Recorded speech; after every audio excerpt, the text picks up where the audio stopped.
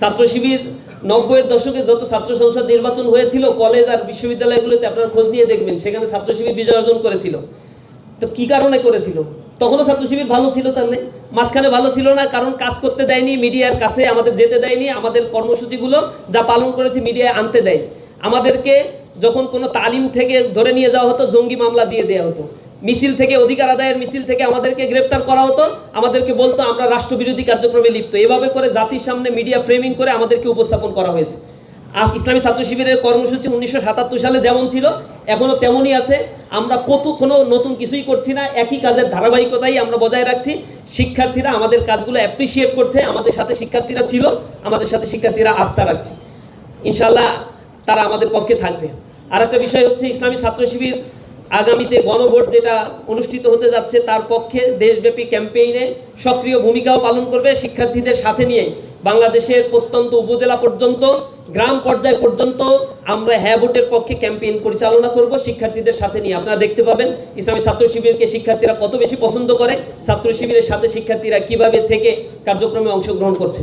Strategy তারা শুধু এই কারণেই করেছে, তাদের মেইন দলের লেজুর ভিত্তি বা পারপাস সার্ভ করা তাদের একটা উদ্দেশ্য। তাদের দলের অনেক হাইওয়ে নেতা যাদের দ্বৈত নাগরিকত্বের কারণে নির্বাচন করতে পারছে না, তার শুনানি চলছে।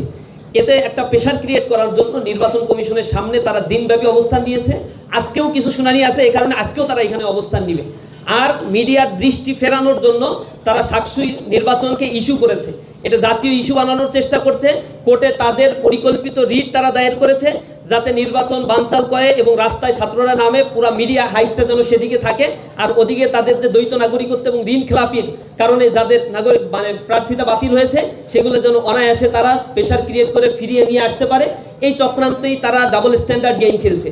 তারা লোকাল লেভেলের ছাত্র সংসদ নির্বাচনের সাকসুর অবস্থান কখনোই বিশ্লেষণে নেয় নাই, ওইখানে কোনো ধরনের থ্রেট আছে কিনা তা কখনো বিবেচনা করে নাই, প্রশাসনের অবস্থান কি তা বিবেচনা করে নাই। তারা তাদের প্যানেলের সাথেও বিন্দুমাত্র আলোচনা করেনি। কোনো ধরনের প্রচারণায় 20 দিন ধরে ছাত্রদল শাহজালাল বিজ্ঞান প্রযুক্তিতে অংশগ্রহণ করে নাই। তার মানে এটা তাদের ইন্টেনশনালি, ইচ্ছাকৃতভাবে তারা এই পরিকল্পনা করেছে শেষ সময় এসে রিটের মাধ্যমে তারা আদালতকে ব্যবহার করে এই নির্বাচনকে বানচাল করবে। এই কারণে তারা কোনো ধরনের প্রচারণায় অংশগ্রহণ করে নাই। এগুলো তাদের স্পষ্ট ছাত্রদের সাথে তামাশা করার শামিল।